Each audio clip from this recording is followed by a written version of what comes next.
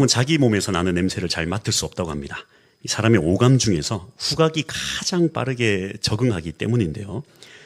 특히 옷에서 냄새가 나더라도 하루 종일 입고 다니면 자기 옷에서 나는 냄새를 잘 맡지 못한다고 합니다. 남성들을 보면 그럴 때가 있어요. 머리를 감을 때 이렇게 옷을 입고 티를 입고 이제 머리를 감을 때 이제 한겨울에 벗고 머리 감으면 춥잖아요. 그래서 티를 입고 머리를 감을 때 이 티에 젖지 않게 하려고 다 머리 윗부분만 여기서부터 여기까지만 다 머리를 감을 때가 있습니다. 그렇게 안 하시는 분도 있지만 그렇게 하는 사람도 있어요.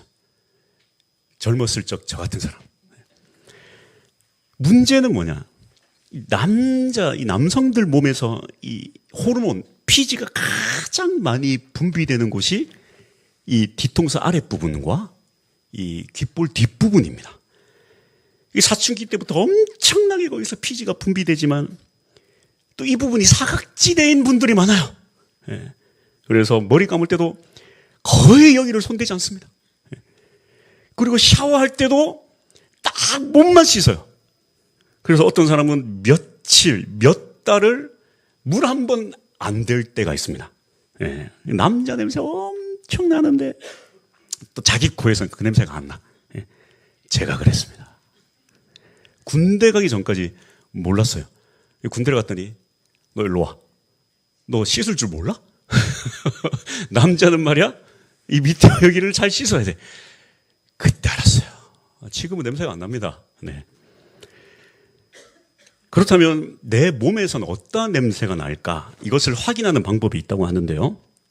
이제 이 옷을 벗고 샤워를 한 이후에 샤워를 하자마자 바로 하루 종일 내가 입었던 그 옷의 냄새를 딱 맡아보면 거기서 나는 냄새가 바로 내 몸에서 나는 냄새라고 합니다.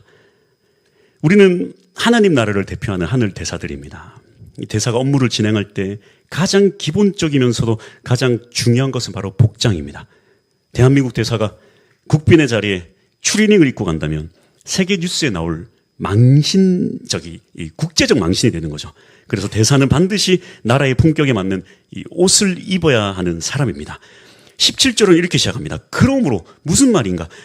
우리가 하늘을 대표하는 대사라면 그리스도의 몸을 세우는 사명자들이라면 그 품격에 맞게 옷을 입어야 한다는 것입니다. 썩어서 냄새나는 영적 누더기 옷을 벗어던지고 하늘을 대표하는 하늘 대사의 옷을 입어야 하는 것이 바로 이 하늘 대사의 품격입니다. 그렇다면 먼저 볼 것은 영적으로 냄새나는 더러운 옷은 어떤 옷인가 한번 살펴봤으면 좋겠는데요. 첫 번째, 냄새나는 더러운 옷은 무엇인가? 오늘 바울은 먼저 이 냄새나는 낡은 옷의 정체를 적나라하게 폭로하는데요. 17절, 이 17절에서 말하는 이방인은 예수님을 모르는 사람들이나 예전에 예수님을 몰랐을 때의 상태를 이방인이라고 얘기하는데 17절입니다. 그러므로 내가 이것을 말하며 주 안에서 증언하노니 이제부터 너희는 이방인이 그 마음에 허망한 것으로 행함같이 행하지 말라. 예수님을 몰랐을 때 그리고 예수님을 모르는 사람들의 이 옷에는 이 영적인 세 가지 고약한 냄새가 난다고 하는데 첫 번째로는 허망함의 냄새입니다. 여기서 이 허망함은 전도서에서 헛되고 헛되며 모든 것이 헛되다 할 때의 그 헛됨과 똑같은 단어예요. 목적도 없고 채워도 채워지지 않는 공허한 상태를 뜻합니다. 솔로몬이 세상에서 가장 값진 것들을 다 가졌는데 뭐라고 합니까? 다 헛되다 그런 거예요. 그래서 우리의 삶이 이 믿음과 무관하게 텅 비어있는 공허함으로 살아간다면 이 허망함이란 옷을 입고 있기 때문입니다. 무엇으로도 이 마음의 허망함을 채울 수가 없어요. 두 번째는 완악함의 냄새인데요. 18절입니다. 그들의 총명이 어두워졌고 그들 가운데 있는 무지함과 그들의 마음이 굳어짐으로 말미암아 하나님의 생명에서 떠나 있도다. 이 굳어지다라는 포로시스는 당시 의학 용어로 쓰이던 말입니다. 뼈가 부러진 상태에서 제대로 그것을 맞추지 않고 그대로 딱딱하게 굳어버린 상태, 이 포로시스, 그런 의미예요. 즉 마음이 돌처럼 굳어져서 뭔가 문제가 있는데 어떠한 말씀도 성령의 감동도 그 마음을 뚫어내지 못하는 상태를 뜻합니다. 세 번째는 감각 마비의 냄새인데요. 19절. 그들이 감각 없는 자가 되어 자신을 방탕에 방임하여 모든 더러운 것을 욕심으로 행하되 감각 없는 자. 이것도 이 의학 용어예요. 통증을 느끼지 못한다. 마비가 되었다. 그래서 이 기독교 이렇게 유튜버 이렇게 하시는 분 중에 이 박위라는 청년 결혼하셨고 그랬는데, 예. 이제 큰 사고로 인해서 척추가 다쳐가지고 하반신 이 감각이 없는 거예요. 예. 이런 걸 뜻하는 이런 걸. 나병 환자가 손가락이 없어져도 감각이 없는 거예요. 예. 마음에도 통증을 느끼지 못하는 이런 감각 마비가 있다는 거죠. 죄를 지어도 아무렇지 않고 남에게 큰 고통을 줘도 미안함이 없는 것을 말합니다. 성경은 말합니다. 모든 사람은 원래 이런 냄새나는 육신이라는 옷을 입은 채 태어난 사람들이다. 그리고 이 냄새를 나의 힘으로 절대 벗어 던질 수도 없고 씻을 수도 없다. 왜? 내가 이 냄새를 맡을 수 없기 때문에. 모르기 때문입니다. 하나님 없이 사는 인생이 바로 이와 같다는 거죠. 하나님 없이 살았던 사람도 이와 같다는 것입니다. 그러나 예수를 믿은 사람들은 이런 냄새나는 옷들을 다 벗어 던진 사람들입니다. 하지만 문제가 있어요. 예수를 믿어도 이런 냄새나는 옛 옷을 벗어 던지기가 참 쉽지 않다는 것입니다. 왜 그럴까요? 이 두 번째 볼 것은 이 옛 옷을 벗어 던지기 힘든 이유. 이 냄새나는 옛 옷을 어떻게 벗어 던지고 새 옷으로 갈아입을 수 있을까? 예수를 믿었다고 금방 이 옛 옷이 벗겨질까? 우리가 오늘 각자의 모습을 한번 진단해 봤으면 좋겠는데요. 이 옷을 갈아입기 위해서 바울은 20절에서 참으로 놀라운 독특한 표현을 씁니다. 20절. 오직 너희는 그리스도를 그같이 배우지 아니하였느니라. 참으로 독특한 표현이에요. 성경 전체에서 이 그리스도를 배우다라는 표현은 여기에 딱 한 번 나옵니다. 보통 뭐 말씀을 배우다, 뭐 성경을 배운다, 뭐 그렇게 표현하지 그리스도를 배운다라고 표현하진 않아요. 바울은 왜 이런 독특한 표현을 썼을까요? 여기서 이 배운다는 헬라어 만다노는 공부를 하듯이 정보를 입력하는 것이 아니라 몸으로 부딪히고 경험하고 습득을 해서 스승님을 그렇게 뒷공무니를 쫓아다니면서 그 사람처럼 동화되는 것, 그 사람 발걸음, 말투까지 다 따라하는 것, 그걸 뜻하는 것. 그래서 뭐 예전에는 조영기 목사님 밑에도 배운 사람은 다 조영기 목사님처럼 설교하고 하나님께서 말씀하십니다. 뭐 이렇게 다 그렇게 설교하고. 예. 옛날에 막 하스데반 선교사님이 찬양 그 유명하신 분은 뭐 할렐루야 다 그렇게 찬양 인도하고 다 그랬어요. 예. 이게 만다노예요, 만다노. 이 만다노에서 파생된 말이 마세테스, 즉 제자입니다, 제자. 예.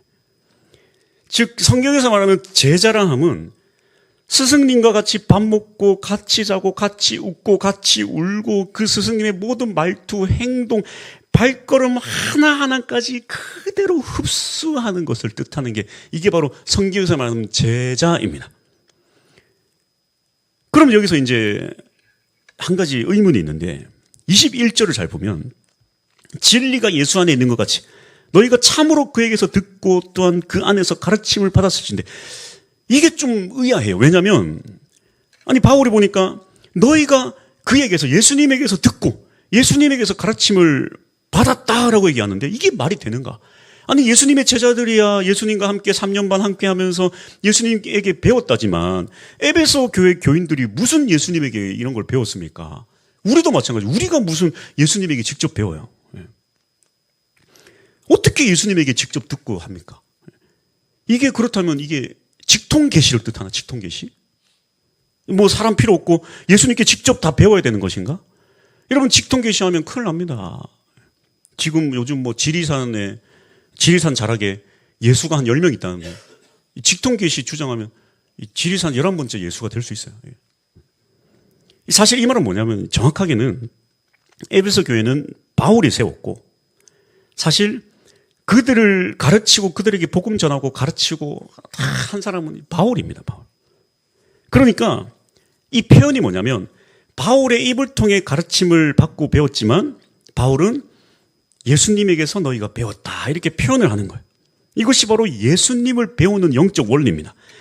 사람의 입을 통해 전달되지만 그 전달된 메시지가 성령님을 통해 예수님에게 직접 배우게 되는 이런 영적 원리를 뜻하는 거예요. 아주 중요한 영적 원리입니다. 메신저, 즉 이 전달자를 통해 복음이 전달되지만 성령의 감동하심으로 그 배움의 주체는 예수님이 되는 것이다. 그래서 여기에 문제가 하나 발생하는 게 있어요. 이 메신저의 역할이 참으로 중요한데 뭐 이런저런 문제로 메신저가 문제가 있든 받아들이는 사람이 문제가 있든 어쨌든 이 메신저가 전달자가 이런저런 이유로 문제가 생겨서 이 부분이 점점 막히고 있더라는 거예요. 요즘 우리나라에서 가장 크게 대두되는 문제가 뭡니까? 바로 이 교권의 문제잖아요. 교권의 문제. 교권이 뭐 완전히 무너졌다. 뭐 여러분 뭐 다 아시죠? 뭐 이런저런. 그래서 뭐 선생님들 뭐 어떤 아이 팔 한번 잡았는데 멍들어가지고 500만 원 뭐 해야 되고 뭐 어떻게 좀 했더니 뭐 신고해가지고 이렇게 되고 뭐 했더니 이렇게 되고. 이 선생님들이 이제는 뭐 수학여행도 안 간다. 뭐 학습 체육도 안 간다. 아무것도 안 한다. 그 요즘 뭐 초등학교는 뭐 체육대회도 안 한다. 체육대회를 하면 뭐 무승부, 가위바위보 무승부. 상장도 주면 안 돼. 안 받은 사람 열받아. 저기 상대적 박탈감 막 그래가지고 다 무승부. 교권의 문제.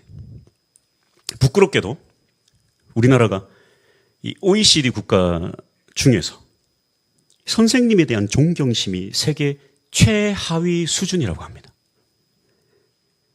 선생님뿐만 아니라 모든 윗사람에 대한 공경과 존경심이 완전히 박살나 버린 게 지금 우리나라의 현실이에요. 그 이유가 무엇인가 이 전문가들이 분석을 하면서 그들이 말한 이 전문 용어를 사용해 보자면 부정 편향 문화와 캔슬 컬처, 캔슬 문화가 이 기저에 녹아있기 때문이다. 이렇게 평가를 했어요. 무슨 얘기냐면 즉 부정 편향, 사람의 허물과 단점만을 아주 현미경 보듯이 집요하게 찾아내는 문화라는 거예요. 그리고 캔슬 컬처, 지워버리는 문화. 저 사람 문제 있다 그러면 그 사람 한 사람의 인생을 완전히 박살낼 때까지 아주 그냥 매장해버리는 거예요. 뭐 연예인들을 말할 것도 없고 우리 인간관계도 저 사람 문제 있다 그러면 뭐 완전 매장해버리는 거예요.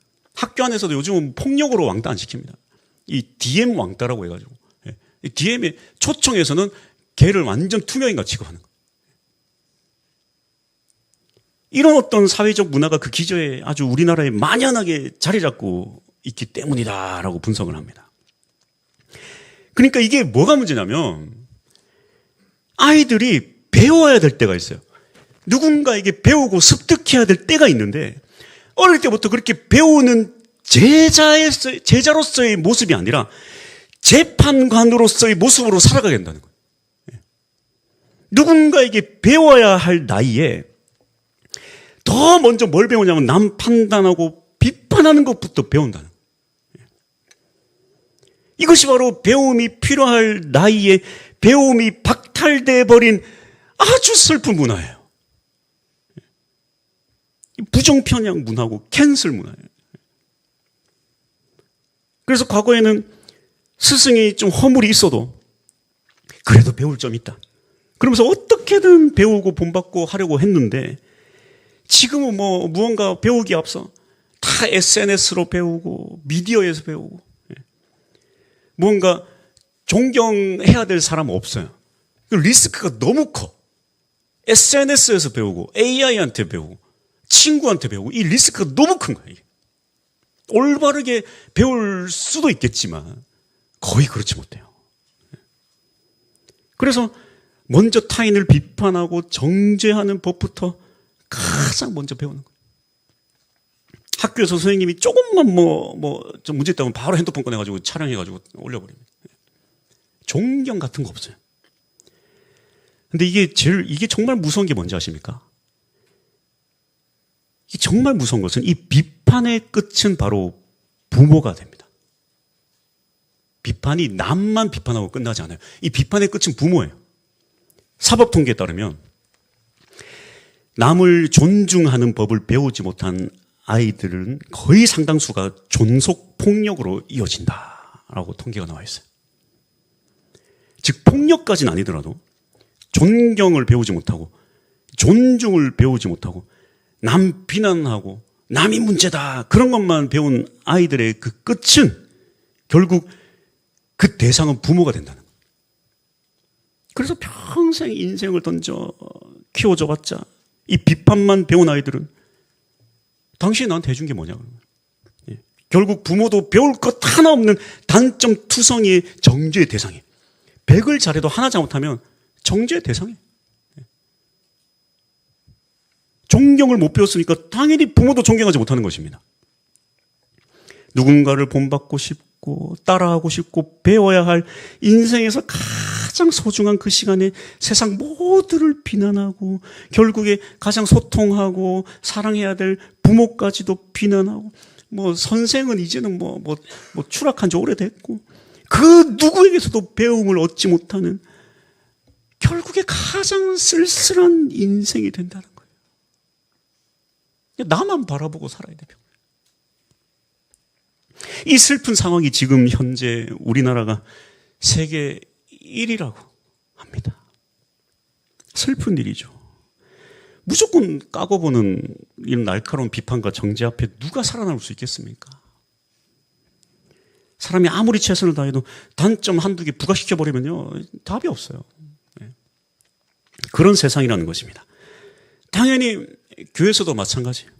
저도 참 큰 딜레마가 뭐냐면 뭐 제 성격도 그렇고 나이도 아직 젊고 뭐 요즘 시대적 상황도 그렇다 보니까 뭐 제가 뭐 목사의 권위 막 그렇게 하지도 못하고 하고 싶지도 않아요. 하지만 또 고민이 뭐냐면 이게 또 목사를 존경까지는 아니더라도 또 너무 목사가 좀 별것도 아니다 이렇게 되면 이 예배에 문제가 생겨요. 목사가 영 시원찮다 별것도 없다 그렇게 생각을 하면 당연하게도 설교도 한쪽 귀로 듣고 아이고 그건 네 생각이고 이렇게 하고 한쪽 귀로 흘려버린다는 거예요. 이 사람이 원래 그래요. 이 존중하지 않는 사람의 말을 귀 기울여 듣는 사람은 아무도 없어요. 그래서 이게 과연 신앙과 믿음의 시각으로 보자면 예배의 시각으로 보면 맞는 이야기인가. 더 큰 문제는 이렇게 된다면 결국 예수님에게 대해서 예수님에게 배운다는 것도 사실은 불가능에 가까워진다는 것입니다. 이게 바로 이런저런 이유로 메신저가 문제가 있든 메신저에게 듣는 사람이 문제가 있든 어쨌든 이 메신저가 고장나면 생기는 문제예요. 이게 지금 한국 사회의 가장 큰 문제고 한국 교회의 가장 큰 문제 아닙니까? 모든 사람 다 하대하고 정죄하는데 나는 예수님은 존경합니다. 안 된다니까요. 이게 불가능합니다. 그래서 우리는 스승이나 존경해야 될 사람을 존경하는 법을 배워야 해요.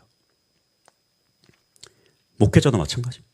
큰 결기역 사유만 없다면 좀 소소한 문제들이 있더라도 목회자를 존경해야 하는 중요한 이유가 바로 여기 있어요. 21절에서 말하는 그 신비로운 배움 때문에 입을 통해 전달되는 메신저를 통해 전달되는 그리스도의 배움 그 통로가 막혀버리기 때문에 예배 구모고 다 박살납니다. 내가 오늘 대단히 어려운 설교를 내가 이렇게 힘들게 하고 있어요. 오늘 스승의 주일입니다. 우리 선생님들 존경합니다. 우리 서로를 또 존경합시다. 또 존중하고. 네. 그렇잖아요. 아이들이 교수님이 뭐 어쩌라고 교수님이 멍충이 이러면서 예수님 사랑합니다. 이게 안 된다니까요. 그게 안 됩니다. 그래서 우리는 마땅히 존중하고 존경해야 될 사람을 존경하는 법부터 배워나갈 때 그 이후에 이 그리스도를 배워나갈 수 있다. 그게 안 될 상태에서 이 성경적 지식만 많아지면 결국 또 심판자의 자리, 정죄하는 자리. 그래서 막 교회 나가려고 하는 사람들이 막 불편해요. 교회 나가고 뭐 이것도 하지 마, 저것도 하지 마라. 불편해. 막 정죄를 너무 많이 해. 우리가 뭐 잘난 게 뭐가 있다고. 우리는 먼저 내가 낮아지는 게 가장 중요합니다. 존중하고 존경하는 게 더 중요해요. 할렐루야. 결론입니다. 우리는 반드시 그리스도를 배우는 제자가 되어야 됩니다. 이것이 바로 이 냄새나는 옛 옷을 벗고 새 옷을 입는 첫 걸음이에요. 이 배움의 자세가 올바로 세워져야 돼요. 그런 의미로 우리가 진짜 벗어야 될 냄새나는 옷은 무엇인가? 첫 번째, 이 벗어야 할 냄새나는 옷. 우리가 벗어야 될 옷을 아까 보니까 허망함, 완악함, 감각의 마비라고 했습니다. 이런 옛사람의 것들을 우리가 좀 떠올리면 대체적으로 대부분 죄에 대한 부분이 먼저 떠올려져요. 뭐 죄라고 하면 기본적으로 뭐 술, 담배, 뭐 욕설, 뭐 음란, 타락, 방탕, 뭐. 근데 사실 이런 게 문제가 아니다라는 게 아니라 교회 안에서의 문제는 이게 문제가 아니에요. 이것만이 옛 옷이다 그러면 안 된다는 거예요. 왜냐하면 사실 대부분의 기독교인들은 이런 문제와 상관없이 살아가는 사람들이 많아요. 그래서 문제예요. 자, 보세요. 교회 사람들이 세상 사람들에게 비난을 받고 있는데 요즘은 교회 사람들이 술, 담배 때문에 세상 사람들이 교회를 비난하지 않아요. 그런 일은 거의 없습니다. 여러분 요즘 비난받는 교회들이 저 교회는 술잔치 했다. 그러고 비난 들어보셨어요? 아니에요. 그런 일 없어요. 그러니까 이 시대 교회 문제는 이 문제가 아니에요. 다른 데 있어요. 다른 데. 이 지독하게 벗겨지지 않는 이 냄새나는 이 누더기 옷이 따로 있다는 거예요. 그게 뭔가요? 내 의라는 옷입니다.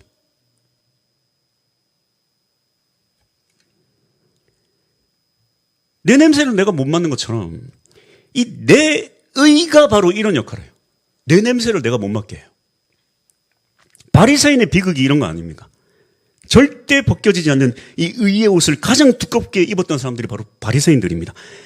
예수님을 못 박은 사람들은 죄인들, 세리들, 창녀가 아니었어요. 그들은 오히려 예수님께 나오고 예수님 필요하다고 하고 예수님께 무릎 꿇고 또 예수님 발에 입 맞추고 향유를 부었습니다. 근데 끝까지 예수님을 대적한 자들은 바로 이 의의 옷을 입은 자들이었어요. 왜 그렇습니까? 자신의 행위가 완벽한데 예수가 뭐가 필요하자는 거예요, 예수가. 그리고 이 의인은 자기가 세운 이 의인은 결국에 이 종교 안에서 종교 테두리 안에서 자신의 기득권과 권리로 발전했어요. 내 기득권과 권리를 챙기는데 예수는 방해꾼입니다. 필요가 없을 뿐 아니라 그건 제거해야 될 대상이에요. 이것이 바로 바리새인의 비극입니다. 오늘날 이런 바리새인의 비극이 교회 안에서 심상치 않게 일어나고 있어요. 오늘날 교회를 병들게 하는 가장 무서운 옛 옷이 바로 이것입니다. 우리가 교회 생활 오래 하다 보면 그 안에서 기득권 생기고 권리 생기고 영향력 생기고 당연히 내 삶의 생태계가 오직 교회 안에서 일어날 때가 참 많은데 그래도 예수 잘 믿고 교회 안에서 참 예수 잘 믿고 겸손하게 나아가고 하면 괜찮아요. 그런데 정말 무서운 게 뭐냐면 교회에서의 내 자리, 내 기득권, 내 권리, 내 영향력, 교회에 어떤 내 영향을 끼칠 수 있는 사람들, 그런 그 교회 안에서의 생태계만 내가 취득하고 정작 예수를 버리는 사람들, 예수 필요 없는 거예요. 이런 그리스도인들이 너무 많아요. 근데 보이지가 않아, 티가 안 나, 냄새가 안 나요, 이 냄새가. 교회 안에 너무 만연하게 자리 잡고 있어서 이 냄새가 안 납니다. 이게 너무 무서워요. 그러니까 어떻게 됩니까? 교회가 필요에 의해서 사람을 이용해 먹잖아요. 왜 예수는 없고 내 필요한 사람에게 천사가 되고 필요가 없으면 악마가 되는 거예요. 오히려 교회 안에서는 천사가 되고 교회 밖으로 나가면 악마가 되는 거예요. 내 기득권, 내 영향을 끼치는 사람들 앞에서만 천사가 되고 정작 내가 천사가 되어야 될 사람들에게는 악마가 되는 거예요. 교회 안에서는 하하 웃고 집에 가면 막 승질내고 내 기득권과 권리 중심으로 가는 거예요. 예수 중심으로 가는 게 아니에요. 필요한 사람에게 천사, 필요 없으면 악마, 버리고.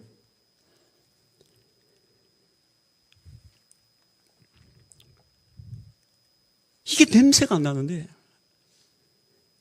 그래서 벗기가 너무 어려워.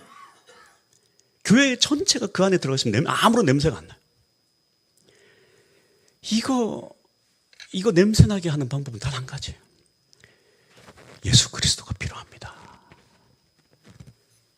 그 예수 그리스도 십자가 앞에 나아가야지만 이게 냄새가 난다니까. 샤워를 해야 내가 입었던 옷이 냄새가 나는 것처럼.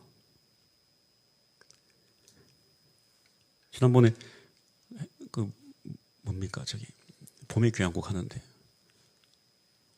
오리고기를 먹었는데 나는 냄새가 하나도 안 나는데 밖에 나갔다 오신 우리 한 집사님이 아이고 목사님 오리 냄새 엄청 나네요. 그래.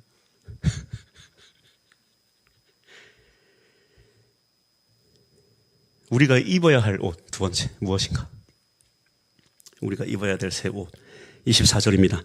하나님을 따라 의와 진리의 거룩함으로 지으심을 받은 새 사람을 입으라. 여기 중요한 단어가 나와요. 하나님을 따라. 이 말은 하나님을 본받아 그런 의미입니다. 하나님의 본 모습을 가장 명백하게 잘 보여주는 구절이 있어요. 빌립보서 2장 6절. 그는 근본 하나님의 본체시나 하나님과 동등됨을 취할 것으로 여기지 아니하시고. 그래서 어떻게 하셨습니까? 8절. 사람의 모양으로 나타나사 자기를 낮추시고 죽기까지 복종하셨으니 곧 십자가에 죽으심이라. 그래서 우리가 입어야 할 옷은 깨끗한 새 옷이 아니라 하나님을 따라 그 십자가에 피 묻은 옷을 입어야 돼요. 십자가의 옷을 입을 때만이 내 냄새가 사라져요. 도덕적 의는 나를 이렇게 할 수 없어요. 십자가밖에 없어요. 십자가. 그래서 하늘을 대표하는 하늘 대사들은 다 이 십자가 피 묻은 옷을 입어야 돼요. 상대방의 더러움을 멀리하는 게 아니라 상대방의 더러움도 품에 안을 수 있어요. 유대인들이 제가 맨날 하는 얘기지만 같이 사역했던 목사가 이스라엘에서 유대인 길 물어보려고 어깨에 건드렸더니 와 더러워하고 막 난리쳤다 그러잖아요. 그런 게 아니라니까. 품어줄 수 있는 사람, 손잡아줄 수 있는 것. 그 사람의 더러움까지도 내 옷이 더러워지고 내 손이 더러워져도 품어줄 수 있는 그 십자가 피 묻은 옷.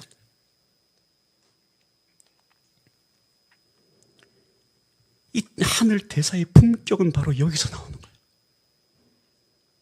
내 의의를 다 내려놓고 예수 앞에 온전히 섰을 때 이 대사의 품격이 거기서 나와요. 그리고 그 십자가에 피 묻은 옷을 입고 내가 상대방을 대할 때 품격이 거기서 묻어납니다. 먼저는 가정 안에서, 그리고 교회 안에서, 그리고 세상 사람들을 대할 때 그렇게 품격 있는 하늘 대사가 될 수 있기를 축복합니다. 할렐루야.